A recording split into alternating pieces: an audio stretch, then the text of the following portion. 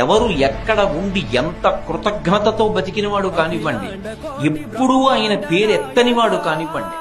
గోవిందా అని కూడా అననివాడు కానివ్వండి, కానీ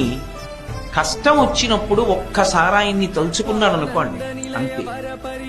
ఉత్తర క్షణంలో వచ్చి ఆదుకుంటాడు. కలలోనంత మున్నెరుంగని మహాకష్టాత్ముడైనట్టి దుర్బలుడు ఆపత్సమయంబునన్ నిజపదాబ్జాతంబు ఉల్లంబునన్ తలపన్ అంతని వచ్చి ఆర్తిహరుడై తన్నైన ఇచ్చును సునిశ్చల భక్తి భావములన్ భజించు వారికిడడే సంపద్విశేషోన్నతులు. కలలో కూడా ఎప్పుడూ వెంకటరమణుణ్ణి తలుచుకోనటువంటి వాడు, పరమ కృతజ్ఞుడైనటువంటి వాడు, ఆపత్కాలంలో ఏదైనా పెద్ద కష్టం వచ్చి మీద పడిపోయి తన దగ్గర ఉన్నటువంటి ఉపకరణముల చేత తన బుద్ధి చేత తాను తప్పించుకోవడం సాధ్యం కాదు అన్న విషయాన్ని బుద్ధి చేత రూఢం చేసుకుని